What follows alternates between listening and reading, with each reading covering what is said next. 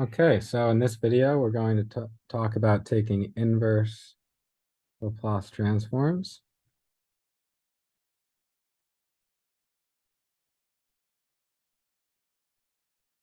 Okay, and if you notice, I have never in the videos written an inverse Laplace transform formula, similar to what we had for Fourier transforms, right? We had an inverse Fourier transform formula.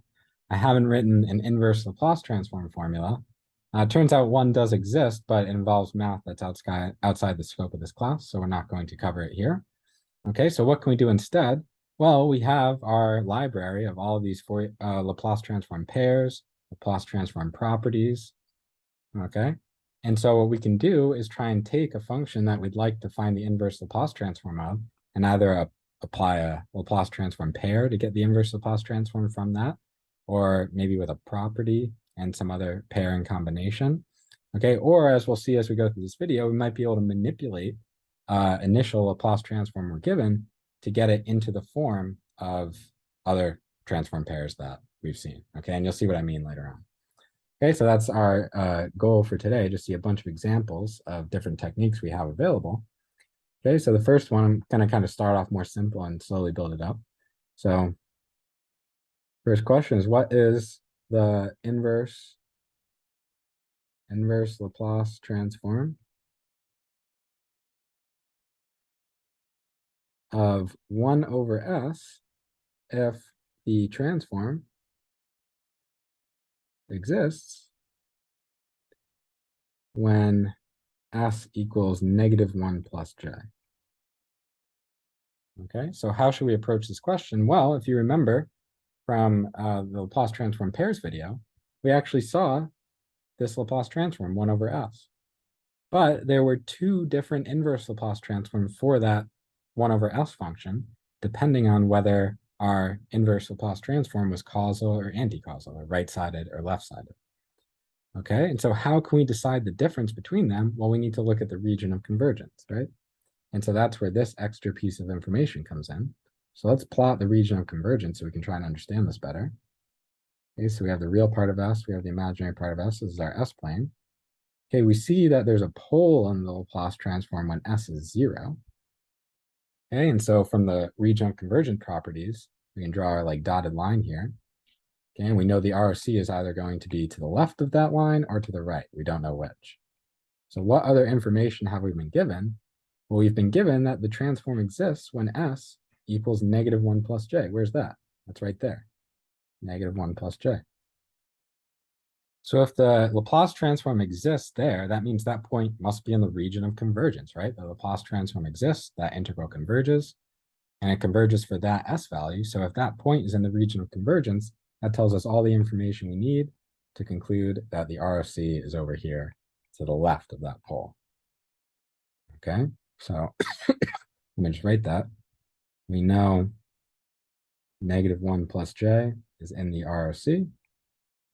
So the ROC is given by the real part of S being less than 0.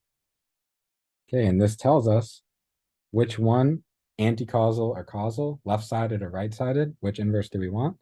Well, we want the left-sided one, right? Because the region of convergence is everything to the left of the pole. Okay, so this tells us we want the anti-causal or left-sided inverse. Okay, and I'll just remind you, we saw in a previous video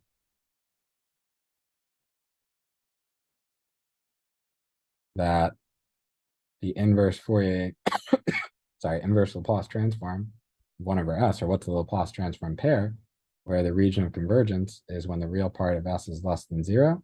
This is our anti-causal situation.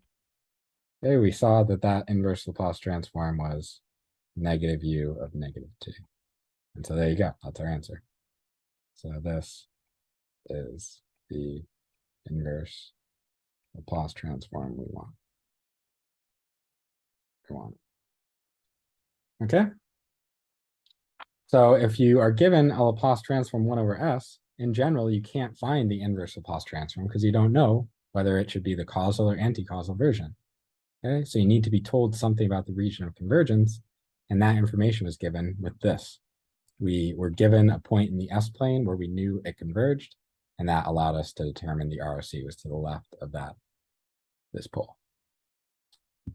All right, so that was the first example. We got a bunch of examples to go here. All right, so we're going to ask, what is the inverse Laplace transform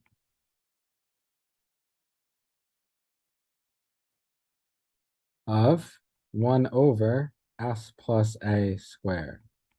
Okay, and you can notice that I've not told you anything about the region of convergence. So what I really mean here is find it for any possible region of convergence.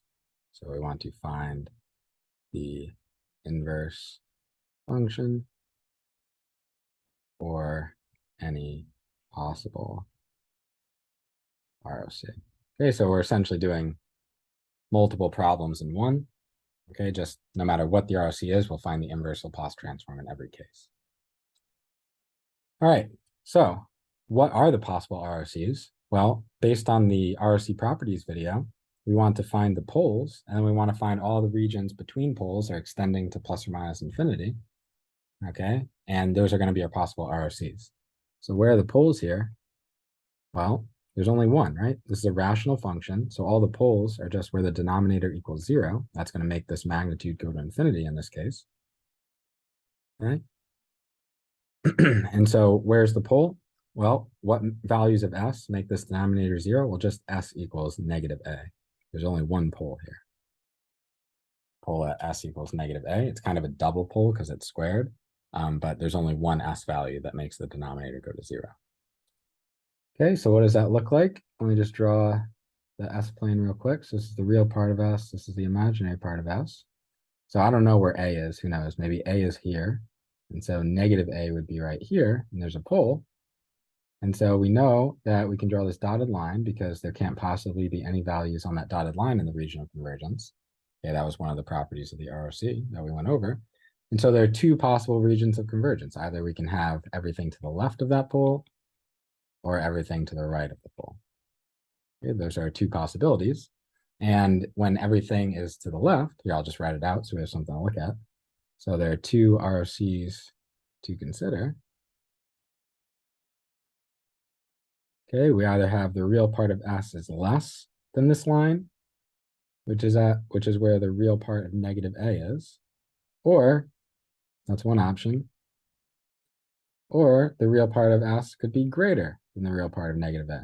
Right? That would be if the ROC is on that side. Okay, and so when the ROC is over here, right, that's our left-sided or anti-causal inverse function we'll be finding. And when it's right-sided, that is the causal inverse function. Okay. All right, so just to help us out so we can look at the properties we're going to need, I'm going to recall some properties that will be useful to us. Okay, so first of all, actually maybe I'll write this one first. So we have 1 over quantity s plus a squared. We haven't seen that before, but we have seen 1 over s plus a. Okay, we have seen that, so let me just recall those Laplace transform pairs.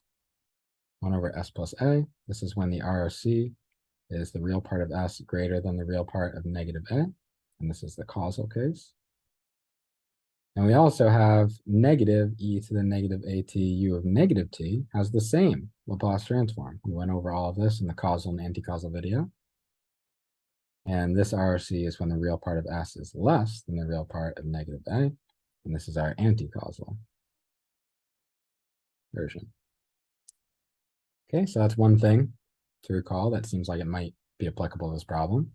The next thing, which is going to kind of give away our technique we're going to use, is let's remember the derivative in the S-domain property. Okay. This said that if I had some Laplace transform pair, then what happens when I take a derivative of the Laplace transform? Well, I get my x of t function still in time, but it gets multiplied by negative t. Okay, so that's what happens when we differentiate in the S domain. So these are two things for us to remind ourselves of. Okay, so how can we combine these? Well, we want to somehow get the Laplace transform 1 over s plus a squared. We have 1 over s plus a. What happens when I differentiate 1 over s plus a?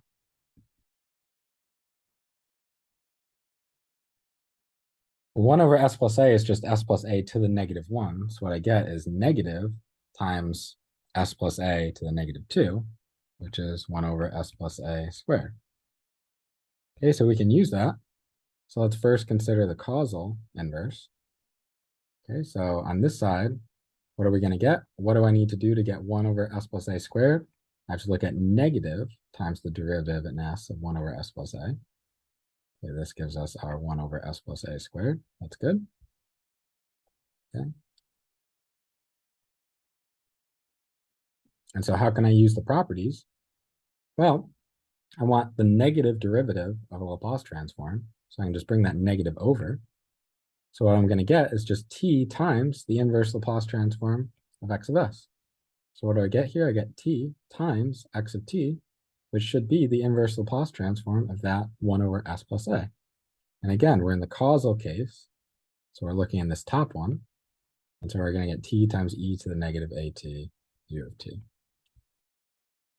Okay, so that was the situation where the real part of s was greater than the real part of negative a. So if the ROC was over here. Okay, so we figured out that situation. What about the anti-causal case? Okay, well, this right side is going to be the same. I'll just duplicate it just so we have it all here in one place. Okay, that's the same because we still want the inverse Laplace transform of the same function. Right? We're still taking the inverse Laplace transform of this 1 over s plus a squared. It's just with a different region of convergence. Okay, we're in the anti-causal case now. So our region of convergence is going to be when the real part of s is less than the real part of negative a. We're going to be over there now. You can see that up here right here. That's our anti-causal case. And so it's going to be the same thing. We're still going to get t times the inverse Laplace transform of this 1 over s plus a, because remember, we brought the negative to the other side to be that negative. So we're still going to get t times the inverse Laplace transform, which in this case looks like that. So we're going to get negative e to the negative at u of negative t. Okay, so this negative right there isn't coming from that negative. It's coming from that one. Or, I mean, depending on how you did the problem, maybe it was one or the other, but the way I explained it, it was like that. Okay, so there we go. So let me just summarize this. Here's another, essentially another two Laplace transform pairs. Okay, so the inverse Laplace transform of 1 over s plus a squared is either, right? It's kind of two pairs right now. So we're going to have t e to the negative at u of t. This is the causal case. So this is when the ROC was when the real part of s was greater than the real part of negative a. Okay, when we were on this side, right? And so that's our causal version. Or negative t e to the negative at u of negative t. And that's when the ROC is when the real part of s is less than the real part of negative a. And of course, this is our anti-causal version. Okay. All right. So that's great. We essentially have two more Laplace transform pairs now. All right, let's do the next example. So here we want to find the inverse Laplace transform of 1 over s squared plus s minus 2 if it exists at s equals 0. Okay. So how can we go about solving this? Well, the first step might be to think, hey, maybe the Laplace transform I just found would work. Can I write this as something squared? And if you try and factor that denominator, you see that it factors into s plus 2 times s minus 1. So that's not a square, so we can't use that. But this thinking is going to be useful. And before we get there, let me just outline what we're going to do. This is sort of a major different technique we can use to take inverse Laplace transforms. And it's called partial fractions. Probably a lot of you have heard of this before. We'll use the method of partial fractions. Get some more room here. Let me just write this whole thing a little smaller. We will use the method of partial fractions. Okay. And what's the goal in partial fractions? The goal is to take your function you start with and split it up into functions whose denominators have a smaller degree. They're simpler. Okay, so the goal, you'll see exactly what I mean if you haven't seen this before, is to split 1 over s squared plus s minus 2 into a sum of known Laplace transforms, because then we can just use linearity to take the inverses. Okay, so that's our goal. So what are we going to do? We're going to take 1 over s squared plus s minus 2. And what you want to try and do is factor the denominator, and we can very easily. We already did it. S plus 2 times s minus 1. Okay. Now, partial fraction says that you can actually take this function and write it as some constant a over one of those factors plus some constant b over another factor. Okay, so there's a whole theory of partial fractions, okay, that you can look into more. We're only going to deal with kind of the simplest cases in this class. There's a whole theory of it, and it's very interesting, and probably in future classes you'll use it. But again, we're just going to kind of take the simplest case. So for us, we're just going to look at this case right now, okay, where we have these two factors here. It turns out if you had like this factor squared, okay, how would it change? It turns out you would have to add another term, c s minus 1 squared. And then in this case, all of what I'm about to do would apply just as well here. And then to take this inverse Laplace transform, right, 1 over s plus a squared, we can use the form we just found. Okay, but for now, we're going to just consider a simple case, but this is what happens if you have higher powers. You need terms for every single power. Okay, again, this is stuff that you can look up on your own. Maybe you'll see it in future classes. We're going to keep it simple for now. Okay, so we're just dealing with this simple case. And of course, what we want to do here is we want to find a and b. Let's find a and b. Okay. How can we find a? Well, there's many ways to do it. Oh, I got to get rid of the square. There are many ways to do it. Okay, some people maybe have seen you kind of cross multiply by this entire factor, but I actually think there's a quicker way. Maybe this is how you learned it. Maybe this is slightly different. Okay, so to find a, what we're going to actually do is just multiply both sides by just s plus 2, and then we're going to plug in s equals -2, and you'll see that that gets us exactly what we want. That gets us a. So what happens when we multiply both sides of this equation by s plus 2? Well, on the left, we get 1 over s minus 1, right? S plus 2 cancels. On the right, the s plus 2 cancels there. We get a, plus we're going to get s plus 2 over s minus 1 for the b, right? We're multiplying everything by s plus 2, and then times b.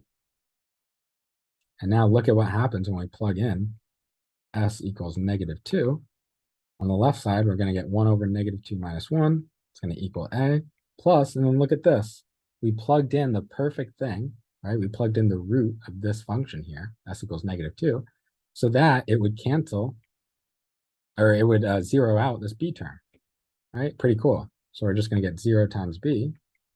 And so this tells us already pretty easily that a is going to be -1/3.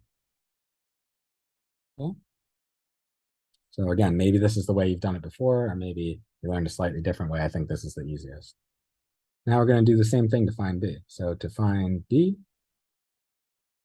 let's multiply both sides by s minus 1, right? Multiply both sides by s minus 1 because we want to get b by itself. And then what do we plug in? Well, we're going to want to cancel this factor that's going to be multiplying our a eventually. Okay, so we're going to want to plug in the thing that makes that 0, just like we did for the previous case. We want to plug in s equals 1. Okay, so what do we get? On the left side, we're going to multiply by s minus 1, so we're going to get 1 over s plus 2. That's going to equal s minus 1 over s plus 2 times a plus b, right? The s minus 1 is going to cancel.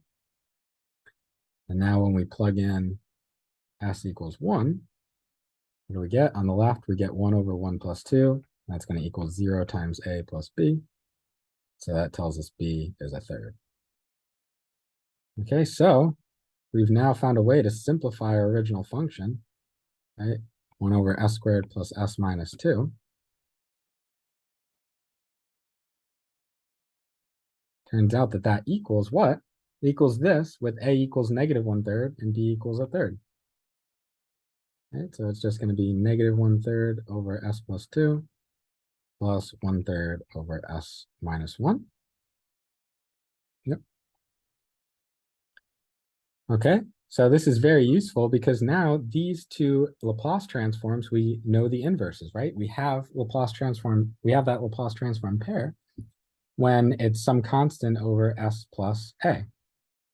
I think I wrote that here, right? Whenever I have something over s plus a, I can use these Laplace transforms. The only question is, do I use the causal or the anti-causal version in each case? Is it left or right-sided in each case? So that's what we have to try and figure out now. Okay, so let me draw where the ROC is. We have the real part of S, we have the imaginary part of S. Okay, where are the poles? Well, we can see the poles, where does this go to infinity? It's where the denominator goes to 0. So the poles are at -2 and 1. Those are the same values, by the way, we plugged in during our partial fractions for the same reason. So we're going to have poles at -2 and 1. Okay, now how can we determine where the ROC is? We know that it's one of these three regions. It could be over here, it could be over here, or it could be over here. We just don't know which. So we go back to our problem statement and says, oh, if it exists at s equals 0. That's some more information we were given. So we're told this Laplace transform converges or exists right there at s equals 0. So if that points in the region of convergence, well, now we have our answer. The ROC must be here between those two poles. So that must be our ROC. I'll just write the note. It exists at s equals 0. Yeah, that's how we got that. Okay, so now with this added information, we have to try and take the inverse Laplace transforms of these two functions. So let's try and do that. Let's start with the first one. Okay, so where is the region of convergence for this function? Can we tell? And I say yes, because the region of convergence for this function, any value that makes this converge, right? Certainly it had to converge here and here, right? That's the only way this can converge. If I get convergence in both of these two factors, okay? So if this combined function converges in this location, that means that just looking at this term alone, right? Just looking at maybe the ROC for that term alone, what would that be? There's a pole here at -2. The question is the region of convergence to the right or to the left? Well, it can't be to the left, right? Because if the ROC was to the left, then it wouldn't converge at 0. But we were told this function converges at 0, or that Laplace transform converges at 0. Okay, and so that means both of these have to as well. So it can't be that ROC. This is telling us the ROC for this function must be to the right. Okay, must be to the right. So the ROC here is going to be when the real part of s is greater than -2. That's what that ROC is right there. Maybe I'll move this to the side. Okay, because that's what it has to be, so that the ROC for this function is a subset of that. Right? And that tells us that the inverse is going to be causal, right? Because this is now a right-sided ROC, and be causal. And so we can take the inverse Laplace transform. What is it? What's the causal inverse? And so going back to that property higher up on the page, we're going to get e to the -a is 2 here, t times u of t, but now I have that extra -1/3 factor. Okay, so using linearity, I get that for the inverse Laplace transform. Now how about the other term, 1/3 over s minus 1? We can talk about its ROC. Where did that have to be? Well, the pole is here at 1. Okay, the pole is there at 1. And so is the ROC to the right of that pole or to the left? Well, look, the ROC of this function, again, is to the left of that pole. And so that must be part of the ROC of this function, so it should also be to the left of that pole. Okay, so it's pretty simple, right? You just identify which pole is associated with each of these terms, look at if the ROC is to the right or to the left of it, and then you know whether it should be the causal or anti-causal inverse. Again, in this case, it's going to be now the anti-causal inverse, because this is when the ROC is when the real part of S is less than 1. Okay, so that's a left-sided ROC, so it's the anti-causal inverse. And so that tells us the inverse Laplace transform of this function. Okay, what should it be? Well, for the anti-causal inverse, if you remember, the anti-causal inverse had a negative sign, and then it was e to the negative a. What's a here? Well, this should be s plus a. So a is negative 1. So negative 1 is just 1. So I get e to the positive 1 times t, u of negative t. And then I've left the space because we have this extra 1/3. Okay, so this negative and this is the anti-causal inverse, and then by linearity, you just multiply by 1/3. All right, so now we've done it. So the inverse Laplace transform of 1 over s squared plus s plus 2, okay, when this exists at s equals 0, okay, that was another piece of information we needed.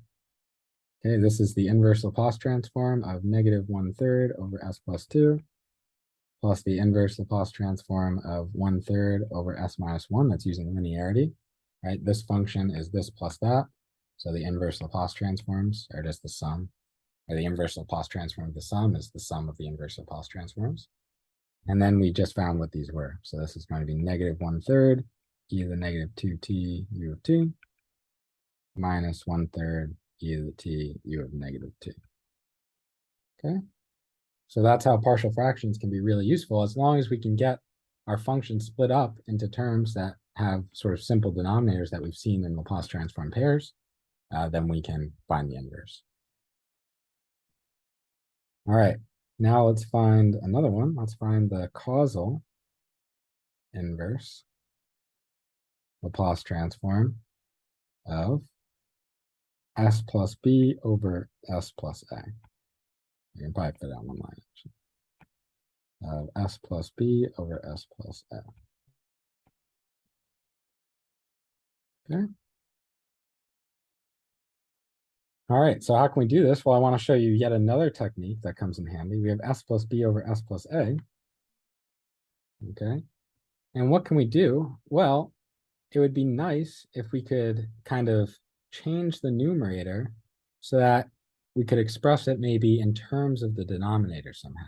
And we're going to do a few examples with this idea. This is the first one. So how could I express the numerator in terms of the denominator to try and kind of simplify this whole function? Well, let me just put the denominator up there, s plus a. Now, what do I have to do to this function to make it look like s plus b? Well, it's pretty simple. I just add b and subtract a.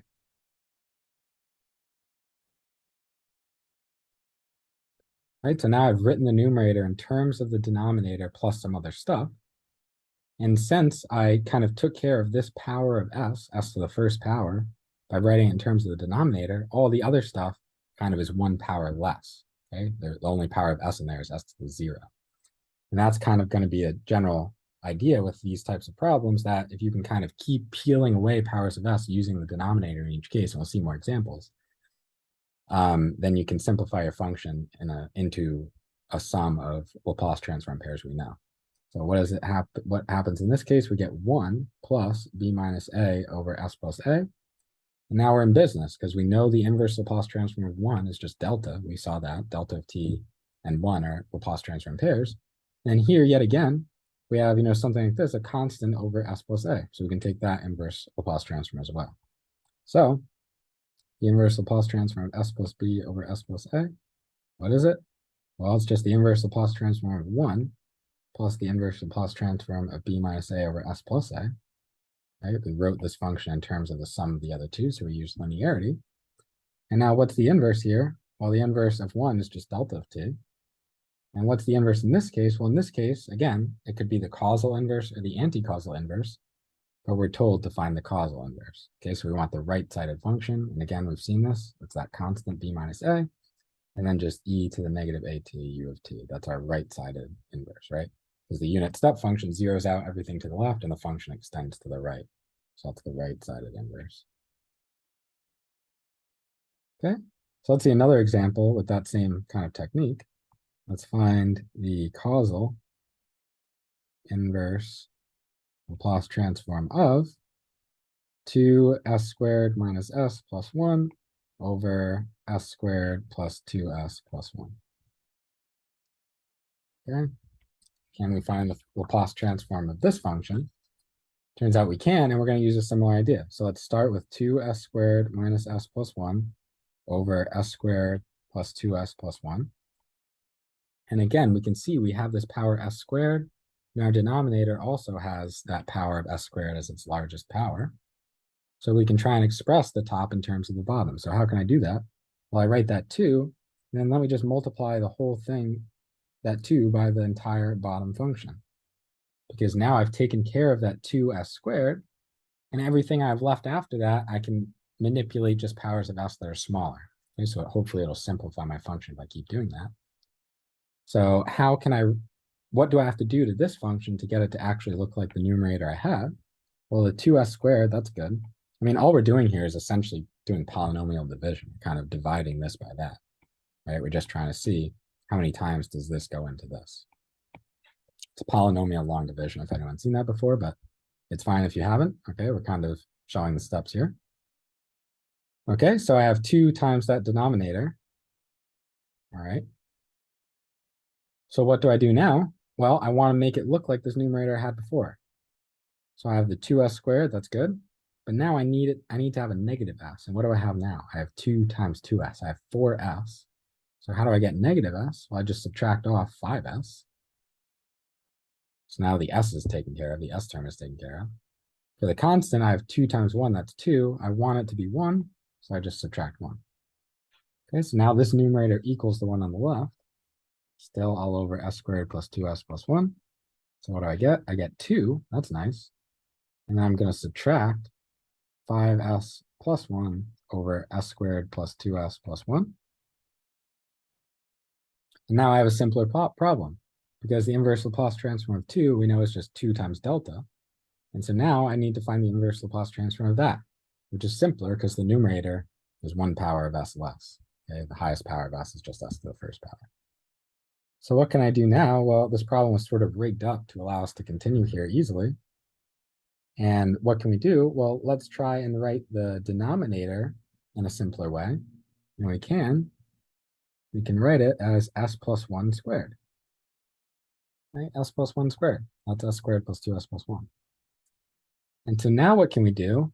Now our highest power in the numerator is just s to the first power. Maybe I can write that in terms of s plus 1, and then I could cancel one of the s plus 1s. That might be nice too. So I can. So I have 5 times s plus 1.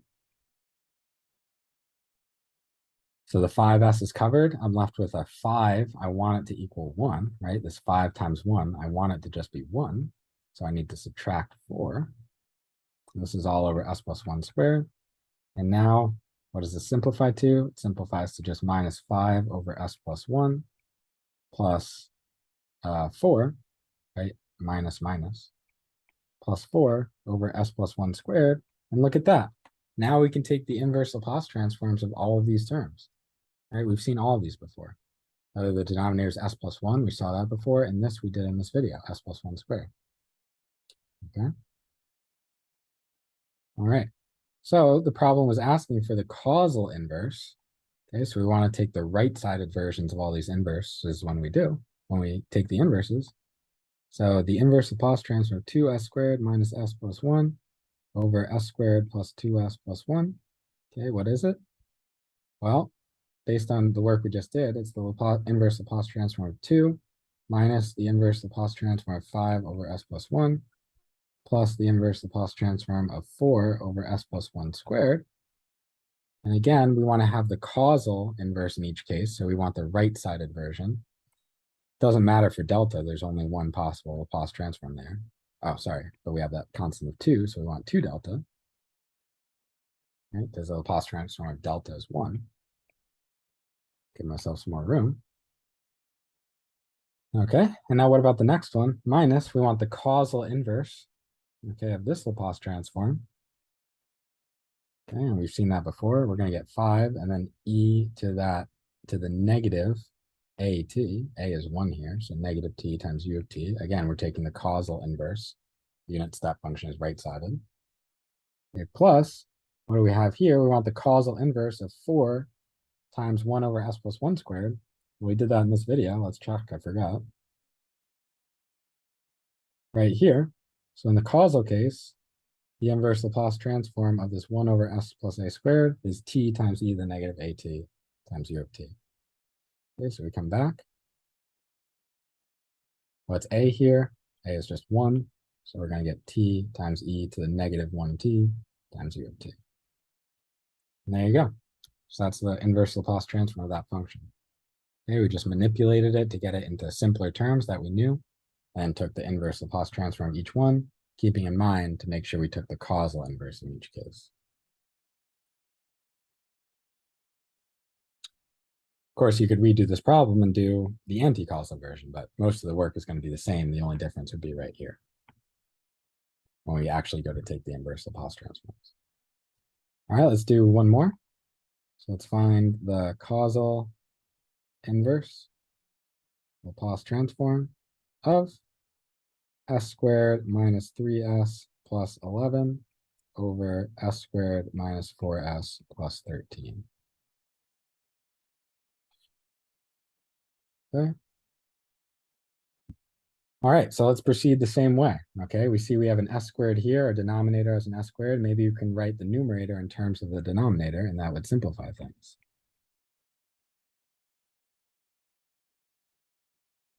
So how do we do it? Well, we need a factor of s squared, so I'll just write the denominator, s squared minus 4s plus 13. That's the denominator. And so now the s squared is taken care of, but now I have to correct all the other terms. So I have a negative 4s. I want it to be negative 3s, so I'll just add an s. I have a 13. I want it to be 11, so I'll just subtract 2. That's all over the same denominator. What do I get? I get a 1, right, when I divide those first two terms, plus s minus 2 over s squared minus 4s plus 13. And now what can we do? Okay, well, what did we do last time? We tried to simplify the denominator. So let's try and do that as well. If we simplify the denominator, we can try and write it as the square of something. That would be ideal, or try to factor it in some way. And we can kind of do that method of completing the square, but it's pretty clear in this case. We have a negative 4s. So how do we get that? We get that with negative 2, s minus 2 squared. So that gives us s squared minus 4s plus 4. But I have a plus 13, so I want to add 9 to it. Okay, so we were able to simplify the denominator in this way. And this should look familiar. If it doesn't, that's okay. But let me just remind you, I'll make some notes here. So cosine of 3t times u of t, we saw that Fourier or Laplace transform pair was s over s squared plus 3. Or sorry, plus 3 squared. Right, cosine of at times u of t was s over s squared plus a squared. We proved that in a previous video. Okay, and this is helpful to us because we want the causal inverse, and sure enough, this is a causal right-sided function. So that's looking good. Looks like we're on the right track. So that's the causal inverse of that Laplace transform. But you can see there are some differences, right? Everywhere I see an s, I actually want to put an s minus 2. Okay, but that's fine. That's just the s, a shift in the s domain, similar to a frequency shift for the Fourier transform properties. And what happens in the time domain when I shift? Well, I still have my original function, and I just multiply it, in this case, by e to the 2t. Okay, so I shifted it by 2. Turns out the inverse transform is going to be e to the st, so, or the shift in s, I mean. So this is like s minus s naught, say. So e to the s naught t is what I multiply in the time domain. In this case, e to the 2t. Okay, that is the shift in s domain property. And so that's good because this is exactly what I have here. Okay. So we can take the inverse Laplace transform everything now. S squared minus 3s plus 11 over s squared minus 4s plus 13. Okay, based on all of our work above, that is the inverse Laplace transform of 1 plus the inverse Laplace transform of s minus 2 over s minus 2 squared plus 9. Okay, that's what we got here. And we know these inverse Laplace transforms now. So this is, of course, delta. And the causal inverse here, we got the causal inverse when we were doing our work. Okay, is just going to be e to the 2t cosine of 3t times u of t. Okay, so there we go. We were able to find the inverse Laplace transform in that case, but here we had to use a pair and a property. So hopefully that was a good example. Hopefully all these examples kind of show you a bunch of different techniques we have for taking inverse Laplace transforms. And that's all I had for this video. Thanks for watching.